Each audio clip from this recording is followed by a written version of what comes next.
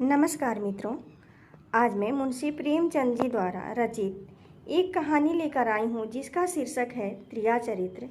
यह त्रिया चरित्र का तीसरा भाग है।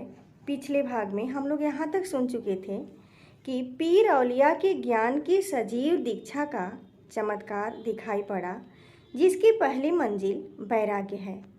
आप लोगों से मेरा एक अनुरोध है कि आप मेरे चैनल को अगर सब्सक्राइब नहीं किए हैं तो सब्सक्राइब कर लीजिए, ताकि मैं अपनी पूरी कहानी आप तक पहुंचा सकूं। प्रस्तुत है आगे की कहानी। उसकी छोटी सी पोटली, जिसमें 2 कपड़े और थोड़ा सा रास्ते का खाना और लुटिया डोर बंधी हुई थी, गायब हो गई। उन कपड़ों को छोड़कर जो उसके बदन पर थे, अब उसके पास कुछ भी न था, और भूख, जो कंगाली में और भी तेज हो जाती है, उसे बेचैन कर रही है। मगर वह दृढ़ स्वभाव का आदमी था। उसने किस्मत का रोना न रोया और किसी तरह गुजर करने की तदबीरें सोचने लगा। लिखने और गणित में उसे अच्छा अभ्यास था, मगर इस हैसियत में उससे फायदा उठा पाना असंभव था। उसने संगीत का बहुत अभ्यास किया था। किसी रसिक रईस के दरबार में उसकी कद्र हो सकती थी, मगर उसके पुरुषोचित अभिमान ने इस पेशे को अख्तियार करने का इजाज़त न दी। हाँ, वह आला दर्जे का घुड़सवार था, और यह फन मज़े में पूरी शान के साथ उसकी रोजी का साधन बन सकता था। यह पक्का इरादा करके उसने हिम्मत से कदम आगे बढ़ाए। ऊपर से देखने पर यह बात यकीन के काबिल नहीं मालूम होती, मगर वह अपना बोझ हल्का हो जाने से इस वक्त बहुत उदास नहीं था। मर्दाना हिम्मत का आदमी ऐसी मुसीबतों को उसी निगाह से देखता है जिससे एक होशियार विद्यार्थी परीक्षा के प्रश्नों को देखता है। उससे अपनी हिम्मत आजमाने का, एक मुश्किल से जूझने का मौका मिल जाता है। उसकी हिम्मत अनजाने ही मजबूत हो जाती है। अक्सर ऐसे मार के मर्दाना हौसलों के लिए प्रेरणा का काम देते हैं। मगनदास इस जोश से कदम बढ़ाता चला जाता था कि जैसे कामयाबी की मंजिल सामने नजर आ रही है, मगर शायद वहाँ के घोड़ों ने शरारत और बिगड़लपन से तौबा कर ली थी, या वे स्वाभाविक रूप से बहुत मज़े में धीमे धीमे चलने वाले थे।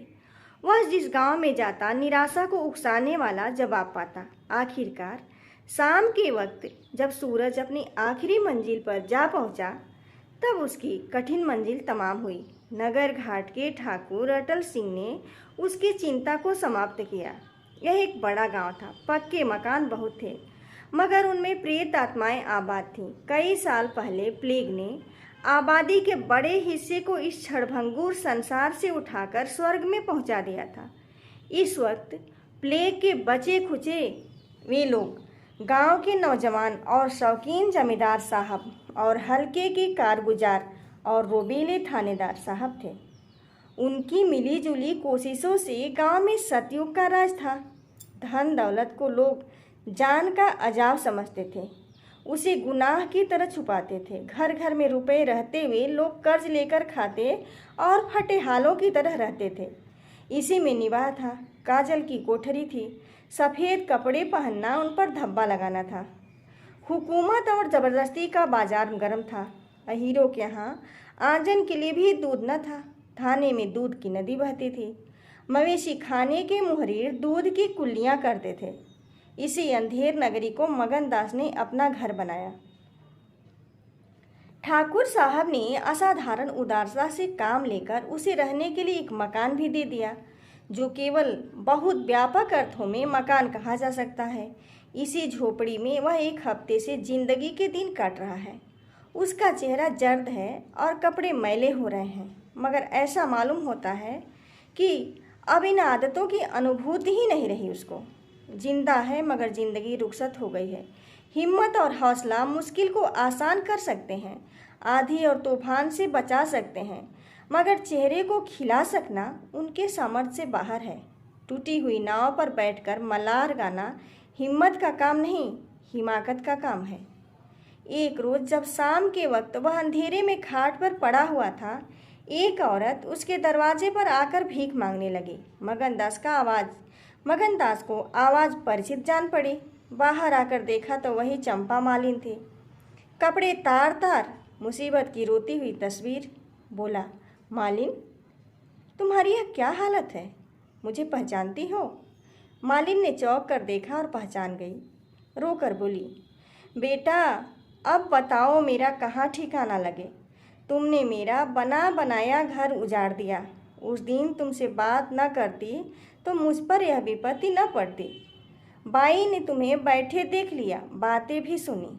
सुबह होते ही मुझे बुलाया और बरस पड़ी। नाक कटवा लूँगी, मुंह में कालिख लगवा दूँगी। चुड़ैल, कुटनी, तू मेरी बात किसी गैर आदमी से क्यों चलाए? तू दूसरों से मेरी चर्चा करे? वह क्या तेरा दामाद था जो तुझसे मेरा दुखड़ा रोती थी? जो कुछ मुंह में आया बकती रही, मुझसे भी न सहा गया। रानी रूठे अपनी सुहाग लेंगी। बोली, बाई जी, मुझसे कसूर हुआ, लीजिए अब जाती हूँ। छींकते नाक कटती है तो मेरा निबाह यहाँ न होगा। ईश्वर ने मुँह दिया है तो आहार भी देगा। 4 घर से मांगूंगी तो पेट को हो जाएगा। उस छोकरी ने मुझे खड़े खड़े निकलवा दिया। बताओ, मैंने तुमसे उसकी कौन सी शिकायत की थी? उसकी क्या चर्चा की थी? मैं तो उसका बखान कर रही थी, मगर बड़े आदमियों का गुस्सा भी बड़ा होता है। अब बताओ, मैं किसकी होकर रहूं? 8 दिन इसी तरह टुकड़े मांगते हो गए हैं। एक भतीजी उन्हीं की यहाँ लौड़ियों में नौकर थी, उसी दिन उसे भी निकाल दिया। तुम्हारी बदौलत जो कभी न किया था वह करना पड़ा। तुम्हें कहाँ का दोष लगाऊं? किस्मत में जो लिखा था देखना पड़ा। मगनदास सन्नाटे में आ गया। आह, मिजाज का यह हाल है, यह घमंड, यह शान। मालिन का इत्मीनान दिलाया। उसके पास अगर दौलत होती तो उसे मालामाल कर देता। सेठ मक्खन लाल की बेटी को भी मालूम हो जाता कि रोजी की कुंजी उसी के हाथ में नहीं है।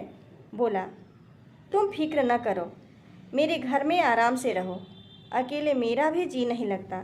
सच कहो तो मुझे तुम्हारी तरह एक औरत की तलाश थी। अच्छा हुआ तुम आ गई। मालिन ने आंचल फैलाकर असीम आशीर्वाद दिया। बेटा, तुम जुग जुग जियो, बड़ी उम्र हो। यहाँ कोई घर मिले तो मुझे भी दिलवा दो। मैं यहाँ रहूँगी तो मेरी भतीजी कहाँ जाएगी? वह बेचारी शहर में किसके आसरे रहेगी? मगनलाल के खून में जोश आया। उसके स्वाभिमान को चोट लगी। उन पर यह आफत मेरी लाई हुई है। उनकी सवारागर्दी का जिम्मेदार मैं हूँ। बोला, कोई हर्ज ना हो तो उसे भी यहीं ले आओ। मैं दिन को यहाँ कम रहता हूँ, रात को बाहर चारपाई डालकर पढ़ा करूँगा। मेरी वजह से तुम लोगों को कोई तकलीफ ना होगी। यहाँ दूसरा मकान मिलना मुश्किल है। यहाँ झोपड़ा बड़ी मुश्किलों से मिला है। यह अंधेर नगरी है। जब तुम्हारा सुभीता कहीं लग जाए तो चली जाना। मगनदास को क्या मालूम था कि हजरते इश्क उसकी जबान पर बैठे हुए उससे यह बात कहला रहे हैं। क्या यह ठीक है कि इश्क पहले मासूक के दिल में पैदा होता है? नागपुर इस गांव से 20 मील की दूरी पर था। चंपा उसी दिन चली गई और तीसरे दिन रंभा के साथ लौट आई। यह उसकी भतीजी का नाम था। उसके आने से झोपड़े में जान सी पड़ गई। मगनदास के दिमाग में मालिन की लड़की की जो तस्वीर थी उसका रंभा से कोई मेल न था। वह सौंदर्य नाम की चीज़ का अनुभवी जौहरी था, मगर ऐसी सूरत जिस पर जवानी की ऐसी मस्ती और दिल का चैन छीन लेने वाला ऐसा आकर्षण हो, उसने पहले कभी नहीं देखा था। उसकी जवानी का चाँद अपनी सुनहरी और गंभीर शान के साथ चमक रहा था। सुबह का वक्त था।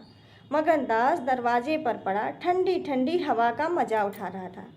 रंभा सिर पर घड़ा रखे पानी भरने को निकली। मगनदास ने उसे देखा और एक लंबी सांस खींचकर उठ बैठा।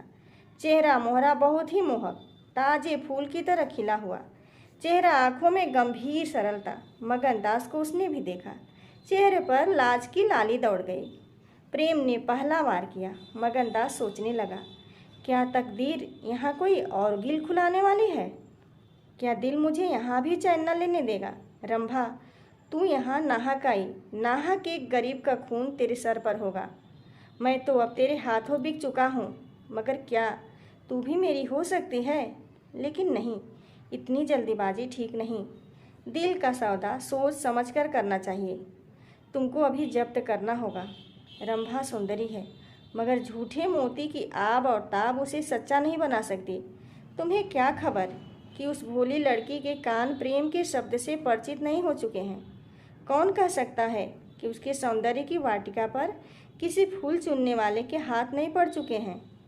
अगर कुछ दिनों की दिलबस्तगी के लिए कुछ चाहिए तो तुम आज़ाद हो, मगर यह नाजुक मामला है, ज़रा संभल के कदम रखना। पेशेवर जातों में दिखाई पड़ने वाले सौंदर्य अक्सर नैतिक बंधनों से मुक्त हो जाता है। 3 महीने गुजर गए। मगनदास रंभा को ज्यों-ज्यों बारीक निगाहों से देखता, त्यों-त्यों उस पर प्रेम का रंग गाढ़ा होता जाता। अब आगे की कहानी में